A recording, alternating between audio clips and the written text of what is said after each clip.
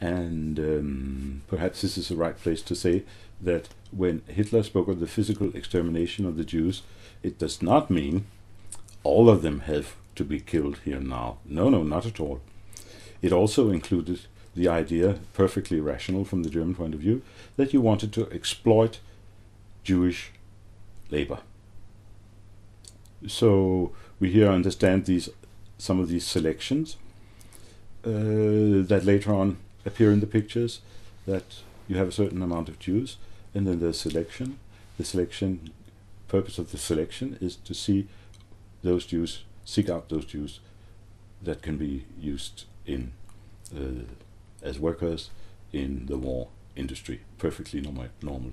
I also mentioned briefly before the Jäger report of 1st December 41, and Jäger says, well, now I have solved the Jewish problem in Lithuania. I have murdered 130 something thousand Jews, but apart from 35,000 Jews who were needed as Arbeitsjuden, as working powers to do hard work. I very much regret this, says Jäger, but civil and military branches were interested and insisted on being able to use the manpower of the Jews. So these would be set to work, and eventually many of them would pass away. Eventually some of them, the strongest, the most resistant, would survive. So the general picture is exterminate them, but extermination not only means shooting or executing, but it also means letting them work hard. But it also even means, as Eichmann one place says, that some of them in the earlier period left the country, or it means death through natural causes, or death through some epidemic otherwise. So really the term Vernichtung in the word of Hitler means simply but just away with them, in this way, on that way. We might mention Theresienstadt, and then you might say, doesn't this show that Hitler wanted to be kind, at least to some Jews? That's true. It was an Altersghetto, mainly for the elderly, but it wasn't all that nice a place. For instance, in 42, the mortality rate was something like 50%. 1 out of 2 Jews didn't make it in 42. In 43, it was something like 29.6%. That was 43. So this too was a certain Vernichtung. And those who didn't die in 42 or 43, some of them survived, the Danish ones. Not one of them, I think, was shot. Others were deported to the east. And but the general tendency is quite clear. Get rid of the Jews, so oder so. Good. I just want to ask one question in regard to the Einsatzgruppen. Uh-huh. Has any of the Einsatzgruppen members who survived the war denied that they participated in the murder of men, women and children based on racial criteria? Has anyone denied that the job of the Einsatzgruppen was to kill Jews because they were Jews?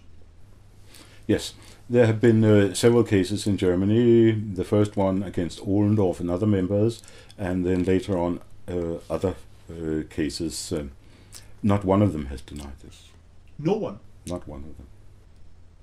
Couldn't they have been tortured?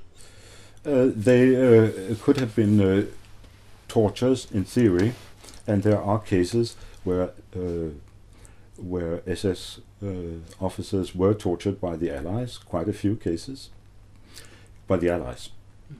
But I wonder if there's one single case where German personnel, SS officers, were tortured by their own people in the 50s and in the 60s and in the 70s.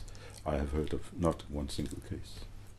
What would you say are the strongest proofs that Himmler was engaging in mass murder? His own words. Among many kinds of proof would be his own words, his well-known speeches to officers in Sonthofen, SS and non-SS, in 43 and 44.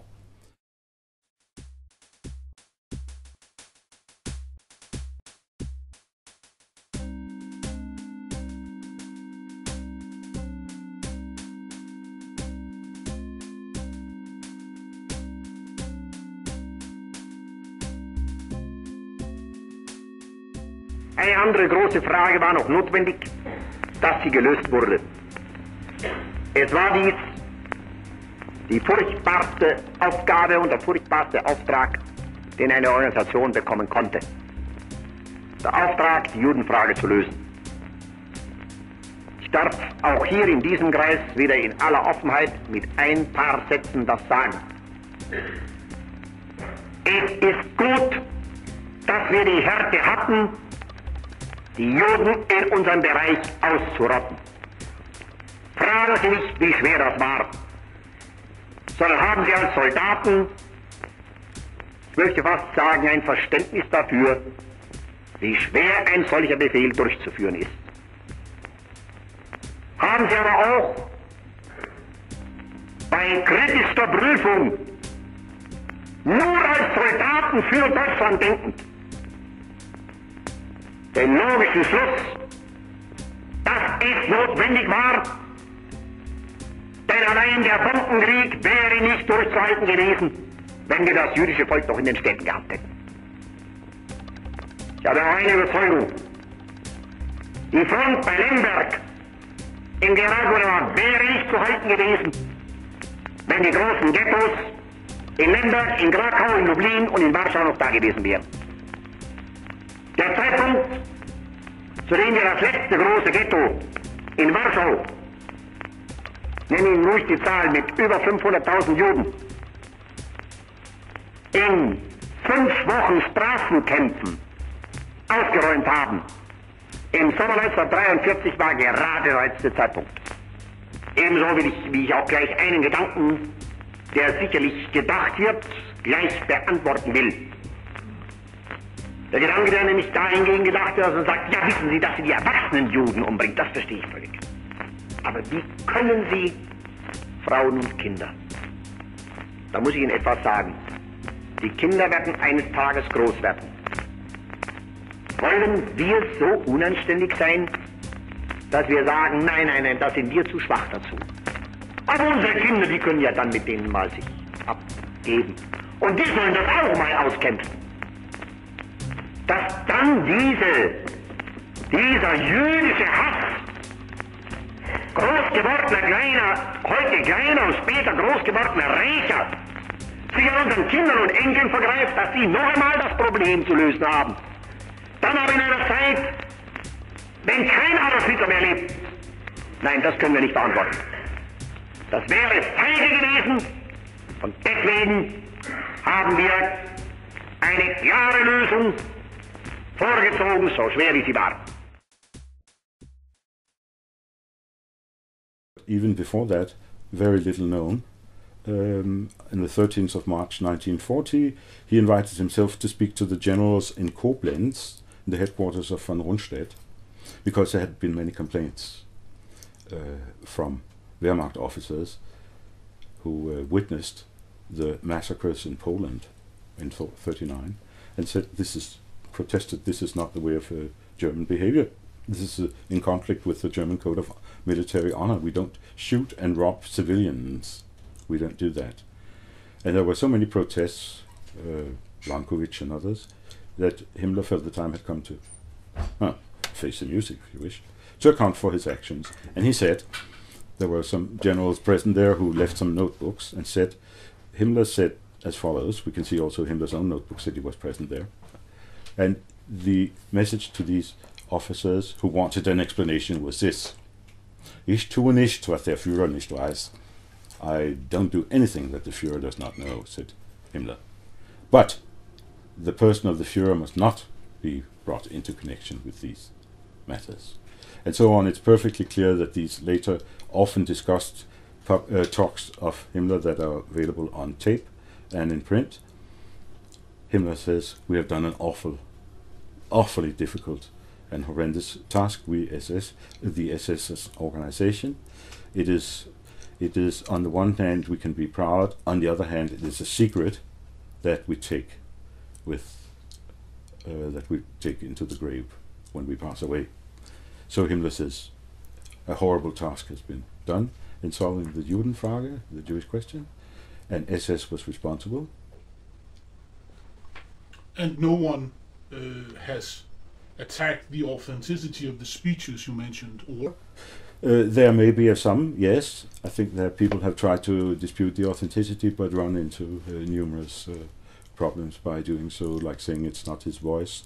How can they show it?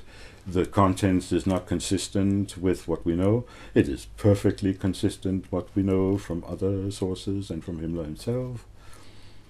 So that's very odd to come with this objection. did any SS personnel during or after the war complain about what was going on?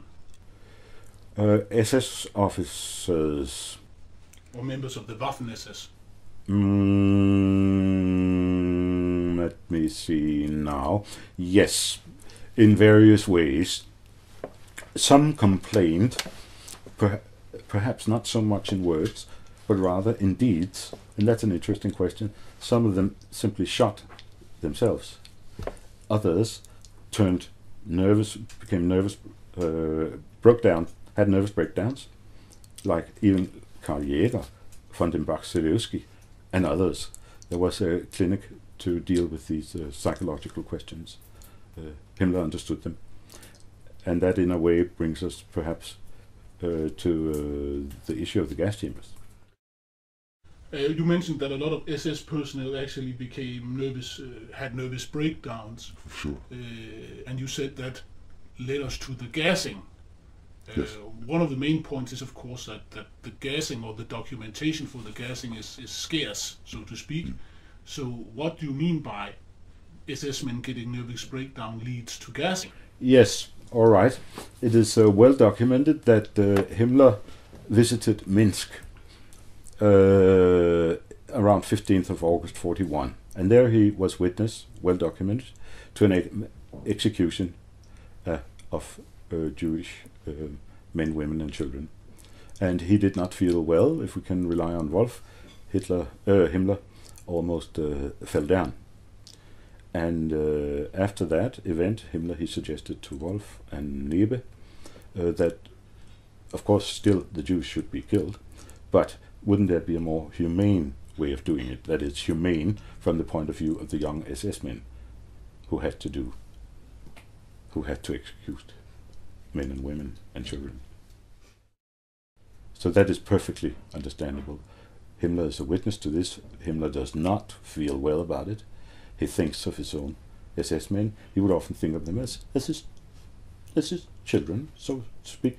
Take care of them, be in touch with the families, send Christmas cards and so on and so forth. So he thought it was a terrible thing they had to do.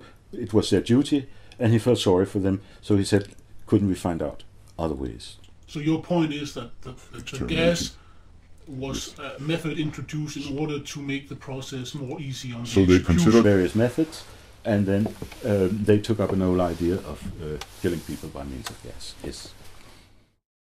You mentioned that the gassings were introduced in order to provide a more humane, for the executioners, method of killing people en masse. What was the procedure in organizing these exterminations by gas? Yes, it has often been denied that there were these gas chambers and so on, and it is true enough that it is a great. We must be grateful, I think, to certain deniers that they have asked for physical evidence of gas chambers. Show me or draw me a Nazi gas chamber. And this has forced many scholars to ask this question, where's the evidence? And I think it's universally accepted today that we cannot provide any physical evidence of gas chambers. It would, however, be a very, very large mistake, huge mistake, to draw the conclusion then there was no mass murder, because we have already seen the mass murder taking place through shooting